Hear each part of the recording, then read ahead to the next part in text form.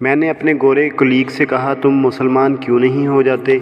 इसने मुस्कुराकर जवाब दिया, तुम मुझे कोई अच्छी सी रीज़न दे दो, मैं इस्लाम कबूल कर लूँगा। मैंने इसे इस्लाम की हक़ानियत और नबी करीम सल्लल्लाहु अलैहि वसल्लम की ज़िंदगी के बेशुमार वाक़यात सुनाए। मैंने इन लोगों का हवाला भी दिया जो ईसाईयत, यहूदियत, बुद्धिज़्म और हिंदू मत छोड़कर मुसलमान हुए थे। मैंने इसे ये भी बताया, तुम मुसलमान होने के बाद जन्नत में जाओगे।